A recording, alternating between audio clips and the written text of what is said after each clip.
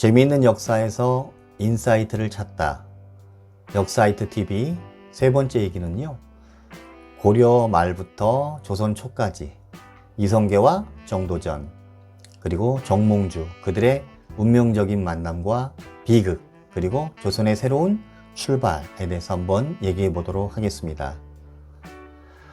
조선기구 9년 전 정치 낭인이었던 정도전은 함흥으로 향합니다. 고려의 영웅이라 불리는 이성계 장군을 만나기 위해서겠죠. 정도전은 왜 이성계를 찾은 걸까요? 그때부터 정말 조선 개국에 대한, 조선 창업에 대한 꿈을 가지고 만났을까요? 그렇지 않습니다. 고려 말 개혁 정치기에 신흥 관료로 중앙정계에 진출했던 정도전은 우왕이 집권하면서 정책이 바뀌게 됩니다. 명나라에서 원나라로, 그러니까 친원 정책으로의 반대하다가 유배를 떠나게 됩니다. 근데 정도전에게는 그 3년간의 유배 생활이 정치가로서 또 사상가로서 확고한 자기 신념을 정립하는 매우 중요한 시기가 됩니다. 정도전은 유배 생활 동안 백성들의 삶을 직접 체험하고 느끼면서 이런 글들을 남기죠. 백성들에게 부끄러움을 느낀다. 그리고 시간이 지나면서 백성들이 너무너무 고맙다라는 말을 담습니다. 그때부터 백성들을 향한 어떤 정치적인 신념을 굳혀갑니다. 하지만 3년간의 유배 생활이 마무리됐지만 중앙정계로 복귀되지 못합니다. 그냥 야인으로 지방을 전전하면서 무언가 새로운 길을 도모하는 그런 시기가 됐던 거죠. 정도전은요, 부패한 고려 사회를 개혁하고 싶었습니다. 그것이 이성계를 찾은 이유겠죠. 당시 왜구와 홍건접의 침입이 아주 빈번했어요. 그래서 무장들이 활약이 많았죠.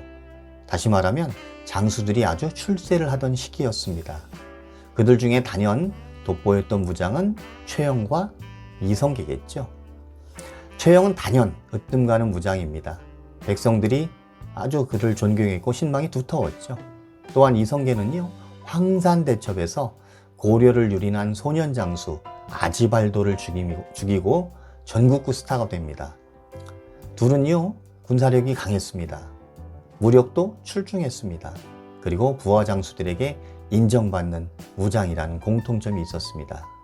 그렇다면 정도전은 왜 당시 중앙정계의 중심에 있던 최영을 찾아가지 않고 이성계를 찾아갔을까요? 42세의 젊은 정도전은 부족할 것 없는 68세의 최영보다 기회가 필요했던 49세의 젊은 변방장수 이성계를 선택하게 됩니다. 황금보기를 돌같이 하라는 교훈을 아버지로부터 듣고 자란 최영 장군, 그는 개인적으로 청렴했어요. 그리고 백성들에게 존경받았습니다. 하지만 그 시대 부패의 원흉이라고 불리는 이인임과 같은 정치 노선을 걷고 있었죠. 그러다 보니까 정도전에게는 어때요? 타도 대상이었던 권문세족들과 연결된 최영이었던 것이죠. 반면 이성계는 함경도 변방의 장수였죠. 기득권 세력과는 아주 멀었다는 점도 정도전이 이성계를 선택한 요인 중에 하나가 아닐까 합니다. 이성계의 막사를 찾은 정도전은 깜짝 놀랍니다. 군사들의 분기와 질서에 감탄을 받은 거죠. 태조실록에는 이렇게 기록합니다. 군사들이 정말 훌륭하군요. 이런 군대로 무슨 일인들 못하겠습니까? 라고 정도전이 이성계에게 얘기합니다.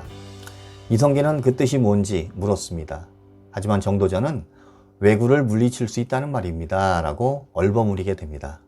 하지만 이성계는 이 말이 무슨 뜻인지 알았습니다. 정말 다른 뜻을 가진 사람이라면 이 말은 정말 위험한 말이겠죠. 하지만 이 만남 이후로 이성계와 정도전은 더욱 가까워집니다. 서로가 서로를 알아본 거죠.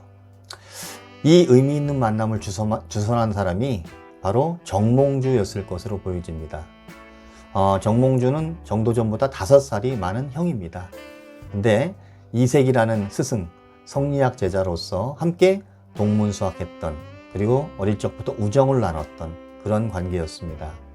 당시 관직이나 토지를 독점한 세력, 바로 고려 후기의 지배 세력인 권문세족에 대항하는 신진사대부의 핵심이 바로 이 정몽주와 정도전, 그리고 그들과 함께 동문수학했던 그런 친구들이었죠. 그들은 원나라에서 들어온 신학문인 성리학적 사상으로 무장을 했어요. 백성들의 삶을 책임져야 한다는 책임의식을 강조했죠.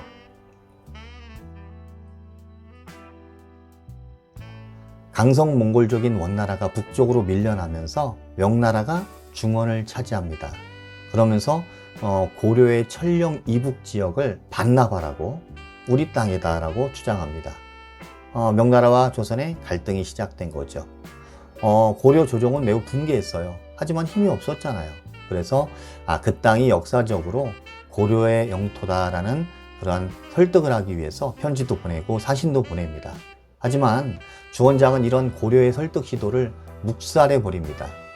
그리고 군사를 보내서 천령 이북 지역을 명나라에 귀속시키겠다고 공고문을 딱 붙여버립니다. 이렇게 명나라의 일방적인 처사에 고려는 격분하죠. 특히나 무장이었던 최영은 무인의 규지를 발휘하면서 요동정벌을 주장합니다. 강경론을 펼친 거죠. 근데 당시 왕이었던 우왕도 자신의 정치적 후원자였던 최영의 강경론에 힘을 보태게 됩니다. 하지만 부총리격인 이성계는 요동정벌에 반대합니다. 이른바 사불가론을 내세우면서 말이죠. 이 사불가론을 제가 한번 읽어드릴게요. 작은 나라가 큰 나라를 치는 것은 옳지 못하며 여름에 군사를 일으키는 것 또한 옳지 못합니다. 또한 군사를 동원해 멀리 정벌에 나서면 외구의 공격에 대비하기 어려우며 지금은 장마철이므로 활의 악교가 풀어지고 많은 군사가 전염병을 앓을 수 있으니 옳지 못합니다. 이렇게 태조실록에 기록하고 있습니다. 나름 어때요? 현실적이고 설득력이 있죠. 하지만 최영은 이를 묵살해 버립니다. 그리고 요동정벌을 추진하게 되죠. 요동정벌을 위해 출병한 5만의 고려군은 위화도에 도착합니다. 위화도는요, 고려와 요동의 경계 지역에 있습니다. 그러니까 압록강 위의 작은 섬이라고 보시면 될 것 같아요. 처음부터 이 전투에 회의적이었던 이성계는 고민하게 됩니다. 일단 승산도 적었고, 요동정벌에 실패하면 결국 그 정벌군의 지휘관인 자신이 책임을 져야 한다는 그러한 생각 때문이었죠. 또한 승패를 떠나서 전투가 끝나고 나면 자신의 병력은 심각하게 손상이 되고 손실이 될 거라는 것을 안 거죠. 그래서 이성계는 너무 걱정이 많았어요. 그리고 결국 이성계는 회군을 결정하게 됩니다. 말머리를 돌린 것이죠. 이것이 그 유명한 사건 위화도 회군입니다. 고려와 명의 영토 분쟁으로 시작된 이 사건을 시발점으로 5년 후 고려가 문을 닫고 조선이 건국되는 그러한 기점이 됩니다. 위화도 회군은 정말 한마디로 왕명을 거역한 반역이죠. 하지만 이성계는요, 반역자가 될 수 없었습니다. 그래서 명분이 필요했던 거죠. 그래서 요동정벌을 주장해서 이 사태를 만든 최영에게 모든 책임을 지게 하기 위해서 작전을 씁니다. 우왕을 보호하고 최영을 친다라는 것이죠. 그래서 퇴각하면서 위화도에서 회군하면서 최대한 빠른 속도로 회군을 했습니다. 최영이 전열을 가다듬기 전에 끝내버리겠다는 계획인 거죠. 그러니까 전투를 최소화하면서 상황을 정리하고 싶었던 거예요. 이성계군의 회군 속도를 보면 답이 나옵니다. 위화도 진군 속도와 확연히 다른 것을 느낄 수가 있는데요. 평양에서 위화도까지 약 200km거든요. 근데 그 200km를 20일 만에 도착합니다. 다시 말하면 하루에 10km를 행군한 거죠. 하루 10km 행군은요, 아주 여유 있는 그러한 진격입니다. 반면 회군길인 위화도에서 개성까지는요, 4배나 빠른 속도로 행군을 했습니다. 약 400km 정도거든요, 거리가. 근데 10일 만에 주파를 해냅니다. 하루 평균 40km 정도를 이동한 거죠. 엄청난 빠른 속도로 남하한 것을 볼 수 있습니다. 바로 이성계의 전략대로 전투를 빠르게 끝내고 싶어 했던 것이죠. 위화도 회군 후 이성계는 측근들을 요직에 배치합니다. 자신의 입지를 넓히기 위해서겠죠. 오른팔 정도전을 성리학자들의 중심인 성균관 대사성에 오르게 하고, 또 조주는 사법기관의 수장인 사헌부 대사원에 임명을 합니다. 또한 우왕, 창왕, 그들에게 왕의 피가 아닌 신돈의 자식이다, 신돈의 피다라고 하면서 폐위를 하기로 결정합니다. 그래서 그때 구공신이라고 합니다. 9명의 그 공신, 그 구공신이 흥국사에 모여서 폐가 입진을 논의하게 되는데, 이때까지만 해도 정몽주가 이 구인에 속해 있습니다. 같이 폐가 입진을 논의했습니다. 이 시대의 권문세족의 노동착취가 얼마나 심했는지 알 수 있는 말이 있습니다. 바로 입추의 여지가 없다. 이 말은 백성들이 농사를 지을 땅이 송곳으로 꽂을 만큼도 없다라는 말에서 유래가 됩니다. 보통 농사를 짓고 수확량의 10%를 토지세로 내는 것이 정상적이었지 않습니까? 근데 힘 있는 자들, 이 관리들의 전횡 때문에 한 명에게만 내야 할 세금을 이 사람도 걷어가고 저 사람도 걷어가고 하면서 백성들은요, 수확량의 7할, 8할, 어떤 때는 9할까지 세금으로 빼앗기게 됩니다. 그러다 보니까 결국 빚을 지게 되고 그 대가로 토지를 빼앗기게 되는 거죠. 이런 악순환이 연출이 됐던 거예요. 백성들의 삶은 더욱 궁핍해지고 민심은 한숨뿐이었던 거죠.